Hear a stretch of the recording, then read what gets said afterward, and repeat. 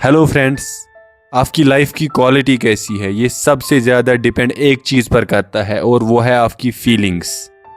जब एक इंसान खुश और सेटिस्फाइड होता है सब कुछ ब्यूटीफुल लगता है, और जब वही इंसान बुरा फील कर रहा होता है सब कुछ कलरलेस और डल लगता है। इंसान सुस्त फील करता है और कोई भी काम करने के लिए उसमें मोटिवेशन नहीं होती। इसलिए इसमें कोई भी डाउट नहीं है कि आपके इमोशंस या फीलिंग्स आपकी ज़िंदगी का आईना है। इनसे बेहतर कोई चीज़ नहीं दिखा सकती कि आपकी लाइफ में सब कुछ ठीक है या नहीं। हर किसी को पता है कि हमारे इमोशंस और फीलिंग्स के बारे में अच्छी नॉलेज एक हैप्पी और सेटिस्फाइड लाइफ के लिए ज़रूरी है। इमोशंस का मैकेनिज्म कैसा है, कौन सी चीज़ें इन्हें इफ़ेक्ट करती है और इनको हम किस हद तक कंट्रोल कर सकते हैं और कैसे, ये एक ऐसी नॉलेज है जो हर किसी को बचपन से ही मिलनी चाहिए। लेकिन अफसोस न ऐसी नॉलेज हमें अपने पेरेंट्स से मिलती है और न ही फॉर्मल एजुकेशन सिस्टम से। इसी वजह से हमारा बिलीफ सिस्टम बन गया है कि इमोशंस और फीलिंग्स हमारे कंट्रोल में नहीं है। हम डिप्रेस्ड फील कर रहे हैं, परेशान हैं, अपनी लाइफ से नाखुश है और सोच रहे हैं कि ये सब किस्मत का खेल है, हम इसके बारे में कुछ भी नहीं कर सकते हैं। रुको, आज जिस बुक की समरी हम आपके साथ शेयर करने वाले हैं वो न सिर्फ आपके इस बिलीफ को गलत साबित करेगी बल्कि आपको अपने इमोशंस से डील करने का तरीका भी सिखाएगी, और जल्द ही आपको फील होगा कि आप अपनी खुशी के मालिक खुद हो। बुक का नाम है मास्टर योर इमोशंस, जो लिखी है थिबोट मोरिसी ने। तो चलो स्टार्ट करते हैं। आपको पता है ह्यूमन ब्रेन और इमोशंस का असली काम क्या है। ह्यूमन ब्रेन सर्वाइवल के लिए डिज़ाइन किया गया है। हमारे एंसेस्टर्स को जिंदा रहने के लिए बार बार लाइफ थ्रेटनिंग सिचुएशन से डील करना पड़ता था और एक लंबी जिंदगी गुजारने की प्रोबेबिलिटी बहुत कम थी। उनका ब्रेन उनके लिए इन थ्रेट्स से डील करने के लिए एक वेपन की तरह इस्तेमाल होता था। ये एनवायरनमेंट को स्कैन करके पोटेंशियल थ्रेट्स के बारे में इमोशंस के जरिए इंफॉर्मेशन देता था। खुशकिस्मती से हम अपने एंसेस्टर्स की तरह उन थ्रेट्स और लाइफ थ्रेटनिंग सिचुएशंस से अब डील नहीं करते। अब हमारी लाइफ बहुत प्रेडिक्टेबल और सेफ है, लेकिन हमारे दिमाग ने अपना काम करना नहीं छोड़ा। ये आज भी पॉजिटिव चीज़ों से ज़्यादा नेगेटिव इवेंट्स पर फोकस करता है ताकि ये हमारे फ्यूचर थ्रेट्स के बारे में हमें अवेयर कर सके। फॉर एग्जाम्पल, अगर हम फियर ऑफ रिजेक्शन के बारे में बात करें, रिजेक्शन हमारे एंसेस्टर्स के लिए डेथ के समान थी। अगर उनको अपना ग्रुप रिजेक्ट करता तो उनके लिए फिर जिंदा रहने के चांसेस बहुत कम थे। जंगली जानवरों का डर, बाकी ग्रुप्स के हमले का डर उनके सर पर हमेशा मंडला रहा होता था। बट आज के दौर में रिजेक्शन उतना बड़ा इशू नहीं है। अगर पूरी दुनिया भी आपको रिजेक्ट करे, आपसे नफरत करे, फिर भी आप अपनी लाइफ इजीली गुजार सकते हो। लेकिन आपका माइंड आज भी रिजेक्शन को आपके सर्वाइवल के लिए थ्रेट समझता है, जिसकी वजह से आपको बहुत ज़्यादा इमोशनल पेन होती है। इसी वजह से अगर 100 लोग आपको पसंद करते हैं, ये उतनी खुशी नहीं देता जितना हर्ट आपको एक इंसान की रिजेक्शन करती है। इसी तरह अगर आपके किसी पोस्ट पर 100 अच्छी कमेंट्स हो, आपका मूड एक बुरी कमेंट की वजह से ख़राब होता है। इसलिए आपको याद रखना चाहिए कि आपके दिमाग का काम आपको खुश रखना नहीं है बल्कि आपके सर्वाइवल में आपकी मदद करना है। इसलिए अगर आपको खुश रहना है, आपको अपने इमोशंस को खुद कंट्रोल करना है, ना कि ये सोचना है कि ह्यूमन्स नेचुरली हैप्पी रहने के लिए बने हैं और आपको खुशी खुद हासिल होगी। अब अगर आप अपने इमोशंस को कंट्रोल करना भी चाहो, आपके सामने एक और प्रॉब्लम आती है, वो है डोपामीन। डोपामीन एक न्यूरोट्रांसमीटर है। जब हम कुछ एक्टिविटीज़ करते हैं, ये हमारे ब्रेन के प्लेजर सेंटर्स को एक्टिवेट करता है, जिसकी वजह से हम खुश फील करते हैं। बट क्या ये प्लेजर वही हैप्पीनेस है जो हम अपनी लाइफ में ढूंढ रहे हैं? बिल्कुल भी नहीं। डोपामीन का असल काम हमें उन एक्टिविटीज़ के लिए रिवार्ड करना है जो हमारे सर्वाइवल के लिए ज़रूरी है, जैसे कि फूड, सेक्स एटसेट्रा। डोपामीन के बिना हमारी स्पीशीज़ ख़त्म हुई होती। बट जो सबसे बड़ी प्रॉब्लम है वो ये है कि पास्ट में डोपामीन का रिलीज हमारे सर्वाइवल के साथ रिलेटेड था। बट वक्त के साथ साथ ह्यूमन्स ने ऐसे तरीके ढूंढे जिनकी मदद से डोपामीन को आर्टिफिशियली रिलीज किया जा सकता है। इसकी एक इम्पॉर्टेंट एग्जाम्पल है सोशल मीडिया, जो डोपामीन का इस्तेमाल करके आपको खुद से कनेक्टेड रखना चाहती है। आज की सोसाइटी में आपको खुशी का ऐसा वर्जन भेजा जाता है जो आपको लॉन्ग रन में अनहैप्पी बनाता है। आपके डोपामिन का इस्तेमाल करके आपको वीडियो गेम्स, सोशल मीडिया और अनहेल्दी फूड्स का एडिक्टेड बनाया जाता है। 2005 में एक कोरियन लड़के की लगातार 58 घंटों के लिए वीडियो गेम खेलने से मौत हुई। उसने इतने टाइम के लिए ना खाना खाया था और ना कुछ पिया था। इससे आपको इस प्रॉब्लम की गहराई का अंदाजा होगा। इसलिए आपको होशियार रहना है कि आपको ये वक्ती या डोपामिन वाली खुशी नहीं ढूंढनी है, बल्कि ऐसी हैप्पीनेस ढूंढनी है जो आपको अपनी लाइफ और इमोशंस को अपने कंट्रोल में लेने से मिलेगी, जो हासिल करने के स्टेप्स हम आपके साथ आगे शेयर करेंगे। उस रियल हैप्पीनेस के बारे में आपको याद रखना है कि उसमें एक्सटर्नल फैक्टर्स का बहुत कम रोल है। 1978 में कुछ लॉटरी विनर्स की सर्वे की गई थी, जिससे पता चला कि लॉटरी जीतने के 1 साल बाद वो उतने ही खुश या नाखुश थे जितना कि वो लॉटरी जीतने से पहले थे। ऐसे ही द हाउ ऑफ हैप्पीनेस के ऑथर ने बुक में लिखा है कि आपकी हैप्पीनेस में एक्सटर्नल फैक्टर्स का रोल सिर्फ 10% है, बाकी 90% इंटरनल फैक्टर्स और जेनेटिक्स डिटरमाइन करते हैं। इसलिए आपको ये गलत फहमी भी छोड़नी है कि कुछ हासिल करने से आपको हैप्पीनेस मिलने वाली है। इसके लिए आपको खुद पे काम करना है, अपने थॉट्स और इमोशंस पे। सिर्फ सर्वाइवल मैकेनिज्म ही आपके इमोशंस को इफेक्ट नहीं करता, बल्कि आपके ईगो का भी बहुत बड़ा रोल है। इसलिए अपने इमोशंस को बेटर कंट्रोल करने के लिए आपको ईगो और इसकी वर्किंग के बारे में भी जानना पड़ेगा। सो ईगो क्या है? ईगो आपकी आइडेंटिटी है जो आपने सालों से अपने आसपास होने वाले इवेंट्स से बनाई है।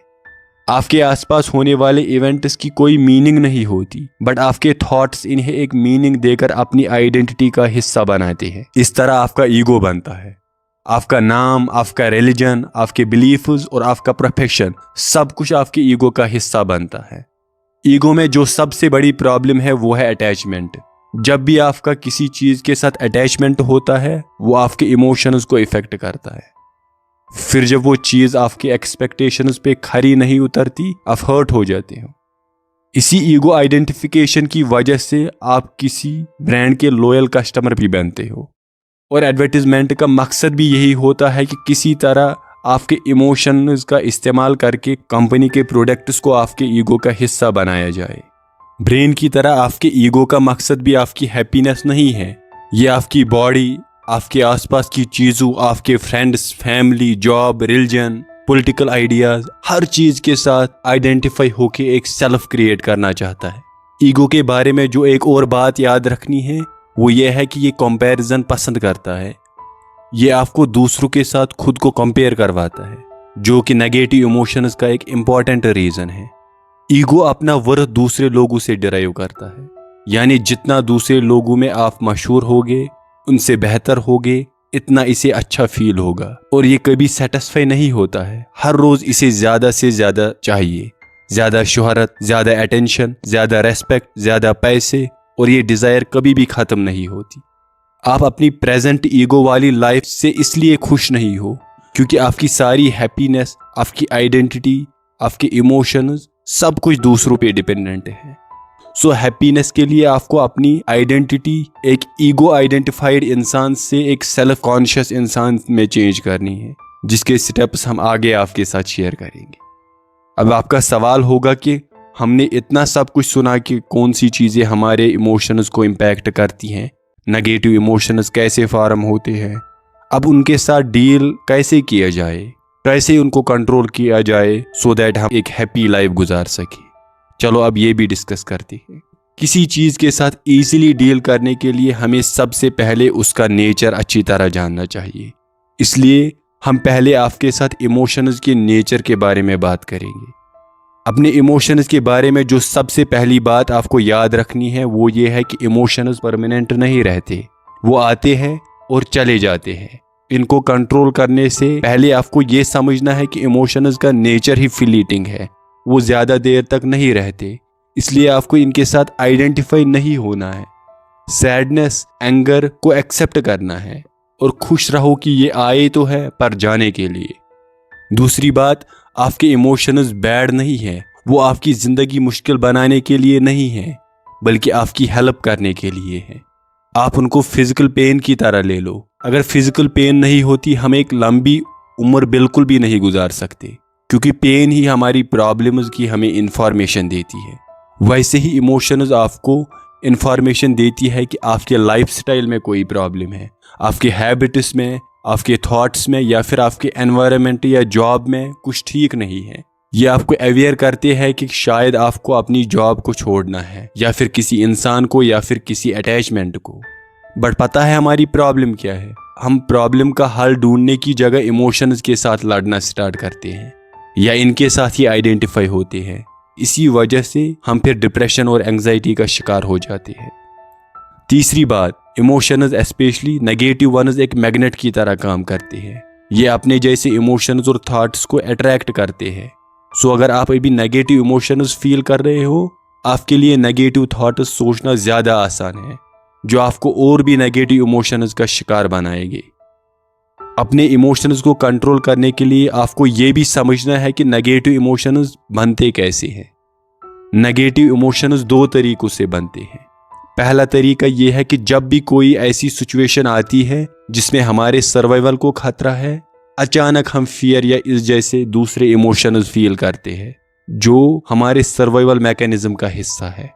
ये इमोशंस हमारे सर्वाइवल के लिए ज़रूरी है ताकि हम उस नेगेटिव सिचुएशन से खुद को निकाल सके। फॉर एग्जाम्पल, जब हमारे एंसेस्टर्स एक टाइगर को देखते, उसी वक्त उनमें फियर का इमोशन अराइज होता था। इमोशंस अराइज होने का दूसरा तरीका हमारे थॉट्स से स्टार्ट होता है। ऐसे इमोशंस के लिए एक्सटर्नल इवेंट की ज़रूरत नहीं होती। हमारे दिमाग में कुछ थॉट्स उठते हैं, हम उनसे आइडेंटिफाई होकर उनको रियलिटी मानते हैं, और इसकी वजह से एक इमोशनल रिएक्शन स्टार्ट होती है। इसका रीज़न है कि हमारा माइंड हमारे थॉट्स को रियलिटी समझकर उन पे रियल सिचुएशन की तरह एक्ट करता है। जब आप रिपीटेडली ऐसे थॉट्स सोचते हो तो वो एक स्ट्रांग इमोशन बनता है। स्ट्रांग इमोशन बनने की प्रोसेस में 3 स्टेजेस है। पहला स्टेज है इंटरप्रिटेशन, यानी पहले हम किसी थॉट या इवेंट से स्टोरी डिराइव करते हैं। इवेंट अपने आप में अच्छा या बुरा नहीं होता, ऐसा उसे हमारी इंटरप्रिटेशन बनाती है। फॉर एग्जाम्पल, बारिश होना एक इवेंट है, और यही बारिश एट द सेम टाइम एक किसान के लिए अच्छी है और एक स्पोर्ट्स पर्सन के लिए बुरी। इसका रीज़न इंटरप्रिटेशन है, ना कि बारिश खुद में।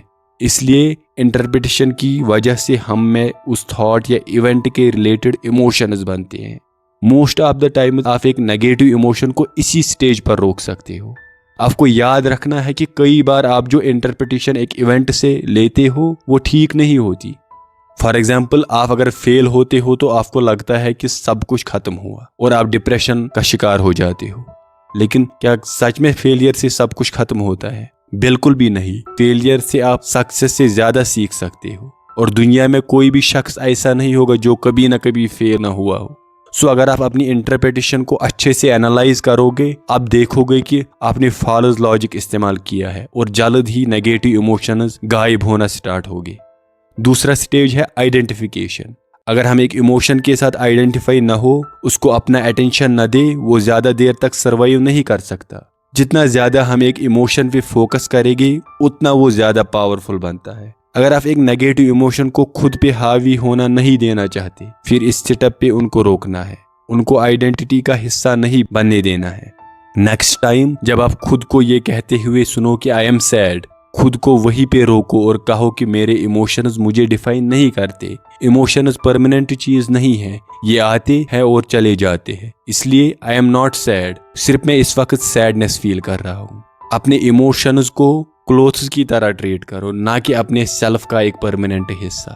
थर्ड स्टेप है रेपिटेशन। जब भी आप एक थॉट या फीलिंग को बार बार दोहराते हो और उस पर लॉन्ग टाइम के लिए फोकस करते हो, फिर वो इमोशन आपके सेल्फ का इम्पॉर्टेंट हिस्सा बन जाता है। फॉर एग्जाम्पल, अगर आपको लगता है कि आपके फ्रेंड ने कोई गलती की है, अब अगर आप बार बार उस थॉट को दोहराओगे कि उसने ठीक नहीं किया, तो आपके अंदर उस दोस्त के लिए रिजेंटमेंट पैदा होगा, जो फिर महीनों और सालों तक भी रह सकता है। सो आपको इस इमोशन के नेगेटिव साइकिल से बचने के लिए उनको वक्त पर जाने देने की आदत डालनी है।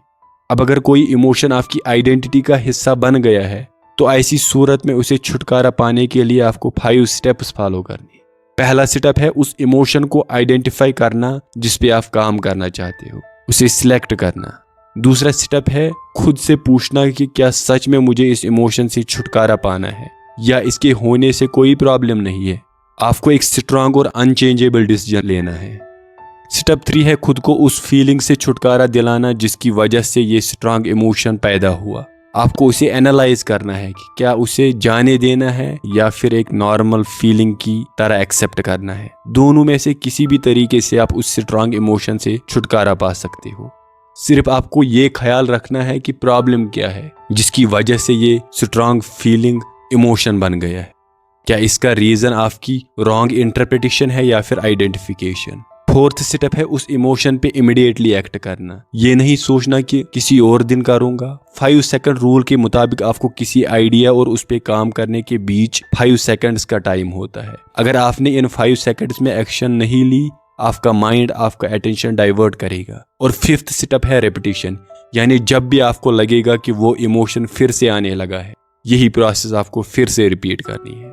आपके इमोशंस और आपके हैबिट्स का एक गहरा रिश्ता है, इसलिए आप किन लोगों के साथ रहते हो, किस काम पर कितना टाइम स्पेंड करते हो और क्या सोचते हो, इसका भी आपके इमोशंस पर बहुत ज़्यादा इम्पैक्ट होता है। इसलिए हम अब आपके साथ आपके लाइफ हैबिट्स और बिहेवियर्स के बारे में कुछ टिप्स शेयर करेंगे जिससे आपके पॉजिटिव इमोशंस फील करने के चांसेस बढ़ेंगे। पहला पॉइंट है कि नींद और आपके मूड का एक गहरा रिश्ता है। 2016 के एक रिसर्च के मुताबिक जो लोग हर रोज 6 घंटे से कम टाइम के लिए सोते हैं, उनकी मोर्टेलिटी रिस्क उन लोगों से 30% ज्यादा है जो 7 से 9 घंटों के बीच सोते हैं। एक और स्टडी के मुताबिक जो लोग अच्छी तरह नींद करते हैं उनके लिए पॉजिटिव इमोशंस फील करना ज्यादा आसान है। इसलिए अपनी नींद की क्वालिटी और क्वांटिटी पर फोकस करो। आपके लिए कितने आवर्स की नींद आइडियल है ये आपकी पर्सनैलिटी पे डिपेंड करता है, बट मोस्ट प्रोबेबली ये 7 से 9 आवर्स के बीच होगा। दूसरा पॉइंट ये है कि आपका बॉडी पोस्चर भी आपके मूड को इफेक्ट करता है। इसलिए ऐसे मत बैठा या चला करो जिससे आप वीक या डरे हुए लग रहे होंगे। हर रोज एक्सरसाइज करो क्योंकि ये आपके मूड को पॉजिटिव रखने में एक इम्पॉर्टेंट रोल निभाती है। 3rd पॉइंट है कि अपने थॉट्स पे फोकस करो। अगर आप बहुत ज्यादा नेगेटिव थॉट्स सोच रहे हो तो फिर आपको अपना माइंडसेट बदलना चाहिए। आपको अपने माइंड का अटेंशन उन चीज़ों पे लेना चाहिए जो नेचर ने आपको एज ए गिफ्ट दिए हैं। इससे आपको ग्रेटफुल होने के ज़्यादा चांसेस मिलेंगे। विजुअलाइजेशन का भी इस्तेमाल करो। हर रोज़ खुद की एक हैप्पी और सक्सेसफुल इंसान की एक मेंटल इमेज बनाओ। आपका सबकॉन्शियस माइंड रियलिटी और मेंटल इमेज के बीच डिफ्रेंशिएट करना नहीं जानता, इसलिए विजुअलाइजेशन से आप पॉजिटिव फील करोगे। मेडिटेशन को अपने मॉर्निंग रूटीन का हिस्सा बनाओ। ये भी आपके माइंड को नेगेटिव थॉट्स से क्लियर करने में आपकी बहुत हेल्प करेगा। एक और तरीका है खुद को पॉजिटिव एफर्मेशन से फीड करना। जब आप हर रोज खुद को आई कैंट की जगह आई कैन कहोगे, पॉजिटिविटी आपकी लाइफ का हिस्सा बनेगी। 4th पॉइंट है जब भी आप कोई डिसीजन लो, जल्द से जल्द इस पर एक्ट करो। सबसे बेस्ट है विदिन 5 सेकंड्स एक्शन लेना स्टार्ट करना। अधूरे काम भी नेगेटिव इमोशंस का एक बहुत बड़ा रीज़न है। 5th पॉइंट है अपने एनवायरनमेंट को पॉजिटिव बनाना। अगर आप ऐसे लोगों के साथ ज़्यादा रहते हो जो नेगेटिव सोचते हैं और फील करते हैं, जल्द ही ये बीमारी आपको भी लगने वाली है। इसलिए जल्द इस एनवायरनमेंट से खुद को निकालो। 6th पॉइंट है अपने इमोशंस को बेटर अंडरस्टैंड करो। उनको लिखने की आदत डालो कि ये कब आए, रीजंस क्या थे, आपने फिर क्या एक्शंस और स्टेप्स लिए एटसेट्रा, ताकि आप उनके पीछे की स्टोरी जान सको और इजीली उनसे छुटकारा पा सको। और लास्ट स्टेप है प्रोक्रेस्टिनेशन को अपनी लाइफ में जगह न दो। अगर आप प्रोक्रेस्टिनेशन से बचने की स्ट्रेटजी जानना चाहते हो तो डिस्क्रिप्शन में दिए गए लिंक पर क्लिक करके उस पर एक पूरा वीडियो देखो। Thank you and have a nice day.